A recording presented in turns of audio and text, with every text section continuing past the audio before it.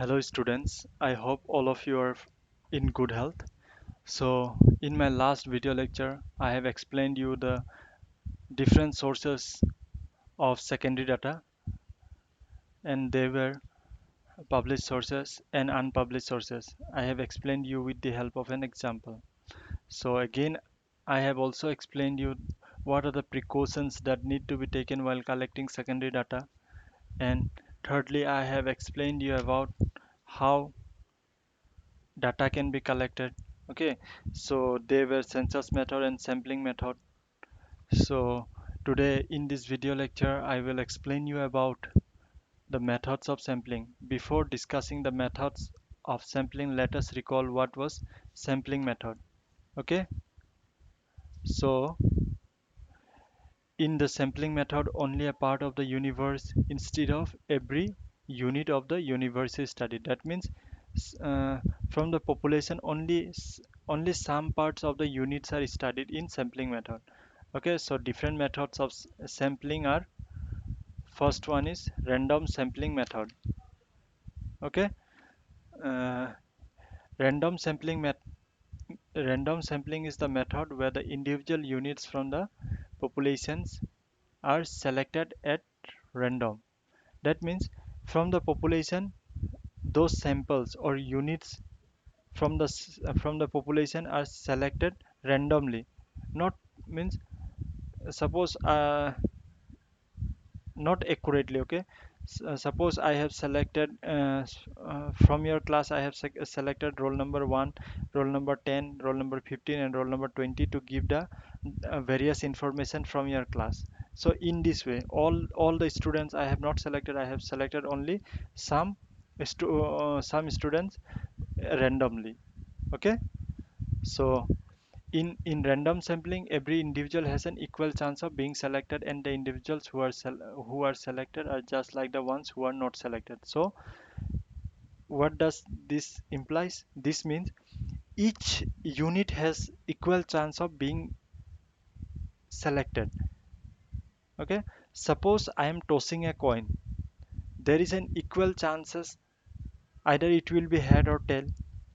ठीक है, मैं एक कॉइन उछाल दिया, वो कॉइन हेड भी हो सकता है टेल भी हो सकता है, दोनों का चांसेस 100% है। अ- अगर कॉइन तुम्हारा बायस निकला, सपोज दोनों साइड में हेड है, तो उछालेंगे तो वो ऑब्वियसली हेड ही आएगा। ठीक है, अगर वो कॉइन बायस नहीं है मतलब ठीक है, तो वो अगर हम लोग उछालेंगे तो आइदर वो हेड ही आएगा या फिर वो टेल ही आएगा. So this is random sampling. Under random sampling there are two methods.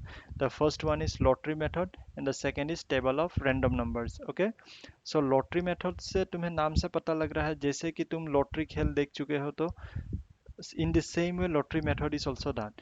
In a sheet of paper some numbers are written and someone is asked to pick up the sheet from the bowl.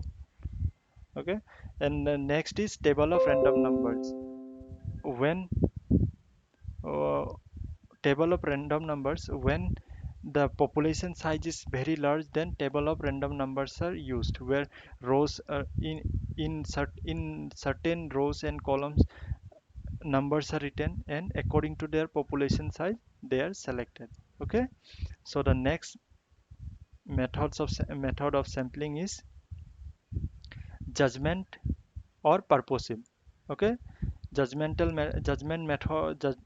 sampling method is also known as purposive sampling method. So in this sampling method,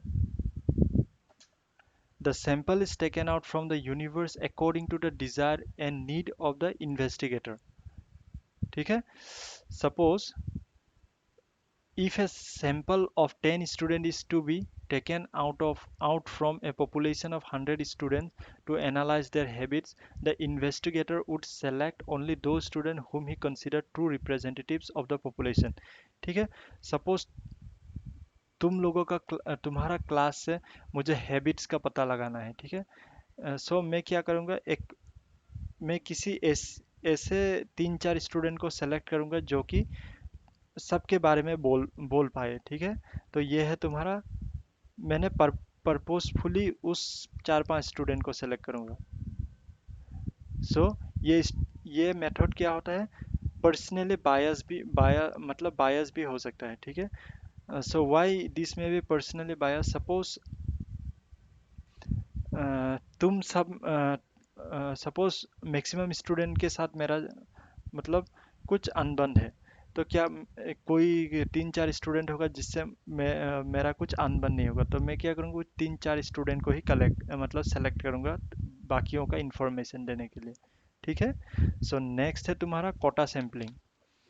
so under this method the whole universe or population is divided into various groups on the basis of different characteristics such as occupation, age, income, etc. ठीक है। क्या होता है, मतलब according to characteristics population, suppose एक area का मतलब population को मुझे स्टडी करना होगा, तो मैं उन सबको अकॉर्डिंग टू देयर कैरेक्टरिस्टिक्स में डिवाइड कर लूँगा, ठीक है। जैसे उनका ऑक्यूपेशन में एक सपोज कोई तुम्हारा शॉपकीपर है, तो मैं एक शॉपकीपर का ग्रुप बनाऊंगा, ठीक है। नेक्स्ट है तुम्हारा एज, सपोज सब बिलो 30 एज का एक ग्रुप बनाऊंगा। नेक्स्ट है इनकम, सपोज कोई ईयरली 1 लाख अर्न कर रहा है, तो 1 लाख ईयरली का एक टेबल बनाऊंगा। सो उन सबको मैं फिर से क्या करूँगा, इन्वेस्टिगेट करके डाटा कलेक्ट कर लूँगा, ठीक है।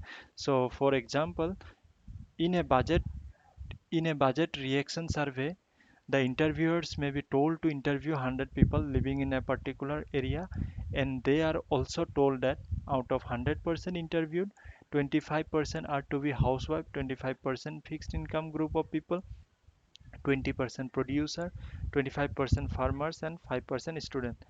सपोज बजट पेश हुआ है एक कंट्री पे, ठीक है। तो हम लोग आदमी का रिएक्शन कैसा है उस बजट के ऊपर, उसके बारे में सर्वे करने वाले हैं, ठीक है। तो ये क्या करेंगे, एक पर्टिकुलर एरिया पे हम लोग जाएंगे, वहाँ से अभी इन्वेस्टिगेट करना है, ठीक है। उसमें से हमें बोला गया है कि 25% दैट इज 25% हाउसवाइफ होना पड़ेगा, 25% फिक्स्ड इनकम ग्रुप पीपल होना पड़ेगा, मतलब 25% जो आदमी है वो क्या करेंगे, तुम्हारा जॉब होना पड़ेगा। 20% प्रोड्यूसर, मतलब 20% प्रोड्यूसर से हम इंफॉर्मेशन कलेक्ट करेंगे। नेक्स्ट है तुम्हारा 25% फार्मर होना पड़ेगा और 5% स्टूडेंट होना पड़ेगा, ठीक है। नेक्स्ट है मिक्स सैम्पलिंग और stratified sampling. So under this method the population is divided into several or different strata having different characteristics, and items are selected from each strata so that the entire population gets represented. Okay, so for example, a sample of 20 students is to be taken from the total of 2000 students of a school. Here students of the school first may be divided into three strata such as arts, science and commerce। मतलब क्या है, अभी देखो 2000 student में से मुझे, मैं सिर्फ 20 स्टूडेंट का सैंपल ही कलेक्ट, मतलब 20 20 स्टूडेंट, जो 20 स्टूडेंट होंगे वो क्या है, सैंपल या यूनिट है, ठीक है। तो वही सेलेक्ट करूँगा एक, और उसमें से भाग करूँगा तुम्हारा आर्ट, साइंस और कॉमर्स, ठीक है। So then sampling strength of 20 students should be distributed from all the three faculties। मतलब तीनों से मुझे 20 20 20 करके मैं कलेक्ट करूंगा और उन 20 स्टूडेंट को इन्वेस्टिगेट करूंगा, ठीक है। तो ये है तुम्हारा मिक्स सैम्पलिंग और स्ट्रेटिफाइड सैम्पलिंग। नेक्स्ट है तुम्हारा सिस्टेमेटिक सैम्पलिंग, ठीक है। Under this method, units of the universe are arranged in a systematic manner on some basis or order. These bases can be numerical, alphabetical, geographical or some other basis. So ये method पे क्या होता है, suppose मैं data तुम्हारे class से कोई भी डाटा कलेक्ट कर रहा हूँ, आइदर वेट और हाइट। सो मैं अपने अपने कन्वीनियंस के हिसाब से मैं उसको अरेंज कर सकता हूँ, ठीक है। डाटा कलेक्ट करने के लिए पहले मैं क्या करूँगा, सपोज जिसका लेटर ए से स्टार्ट, फर्स्ट ए से स्टार्ट होता है, मैं पहले उन सबको इन्वेस्टिगेट करूँगा, ठीक है। जैसे ए अक्षर का जितना भी नाम है मैं सबको इन्वेस्टिगेट करूँगा। सो ऐसे भी हो सकता है, या फिर कोई पर्टिकुलर जो बोकाजान से है मैं सिर्फ उसी को ही मतलब इन्वेस्टिगेट करूँगा, ऐसा भी हो सकता है, ठीक है। तो सिस्टेमेटिक वे से मैं जो सैम्पलिंग करूँगा उसको बोलते हैं सिस्टेमेटिक सैम्पलिंग, ठीक है।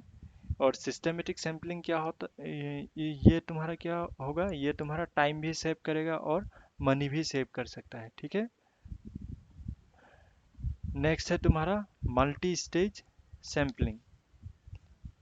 So, under this method, population is regarded as made up of number of primary units, each of which again further composed of a secondary unit and so on till we reach the on the desired level of sample unit in which we are interested. ठीक है, multi stage sampling पे क्या होता है तुम्हारा, मतलब population के अंदर बहुत सारे कैरेक्टरिस्टिक्स हो सकते हैं. ठीक है, उसको हम से मतलब भाग करते रहेंगे जब तक हम लोगों का जो एम एंड ऑब्जेक्टिव है वो नहीं पहुंच जाता. ठीक है. सो हम लोग मल्टी स्टेज सैम्पलिंग तभी करते हैं जब हम मतलब जब तब तक करेंगे जब तक हमारा एम एंड ऑब्जेक्टिव्स फुलफिल ना हो. ठीक है, जैसे पूरा पॉपुलेशन में हम पहले पहले हम लोगों ने कलेक्ट किया कि जो सपोज एज ग्रुप से स्टार्ट किया. ठीक है, जो अबव 80 है वो कितना अर्न कर रहे हैं, अबव 50 लोग कितना अर्न कर रहे हैं. सो ऐसे करते करते हम लोग पूरा पॉपुलेशन का इनकम कितना है निकाल लेंगे. ठीक है, तो ये है तुम्हारा multi stage sampling. So next topic is sampling and non sampling error. ठीक है, in sampling method the goal is always to estimate the value in the population as accurately as possible. मतलब जितना सही हो सके उतना सही करने का हम लोग कोशिश करते हैं. ठीक है, error मतलब क्या है, mistakes. But even if we use a vast sample method, there will always be some faults or errors between the sample value estimated and the true value of the population. So जब भी बहुत बड़ा population होता है, ठीक है, तब क्या होता है, गलती होने का चांसेस बहुत ज़्यादा रहता है. ठीक है, हम लोग सपोज तुम्हारे क्लास से मैंने सिर्फ 3-4 को ही पूछा है, बाकी बाकी से नहीं पूछा और मैंने रिजल्ट निकाल लिया. ठीक है, तो उसमें जो एक्चुअल रिजल्ट होगा और जो मैं निकालूंगा उसमें गलती होने का चांसेस बहुत ज़्यादा होता है. ठीक है, so the result drawn from the sample may not be 100% correct, मतलब 100% करेक्ट नहीं हो सकता है. ठीक है, this error are of two types, दो टाइप के एरर है, sampling error and non sampling error. ठीक है, सैम्पलिंग एरर क्या है, the error is the difference between estimated sample value and the population value. ठीक है, जो मैंने सैंपल सैंपल वैल्यू तुम्हारा टोटल टोटल पॉपुलेशन कितना है और उस पॉपुलेशन से मैंने कितना सैंपल लिया है उसका डिफरेंस ही तुम्हारा सैम्पलिंग एरर है. ठीक है, सैम्पलिंग एरर दो टाइप के होते हैं, biased error and unbiased error. Biased error मतलब जब जानबूझ के गलती करना. ठीक है, अनबायस्ड एरर मतलब एक्सीडेंटली बाय मिस्टेक कभी कभी हो जाता है. तुम एग्जाम पे हो सकता है तुम लिखना लिखना चाहते हो कुछ और, मतलब क्वेश्चन पूछ रहा है कुछ और बट तुमने वो ठीक से नहीं समझ कर दूसरा आंसर लिख देते हो, तो वो क्या है, तुम एक्सीडेंटली वो मिस्टेक कर बैठते हो. ठीक है, तो ये है तुम्हारा बायस्ड एरर और अनबायस्ड एरर. ठीक है, तो सैम्पलिंग एरर क्या है, सैम्पलिंग एरर दो भाग में बांटा गया है, एक है तुम्हारा बायस्ड एरर एंड नेक्स्ट है unbiased error. So next is non sampling error. This error can occur in any types of survey whether it may be census or sample survey. ठीक है, this error are committed either intentionally or unintentionally during the process of investigation.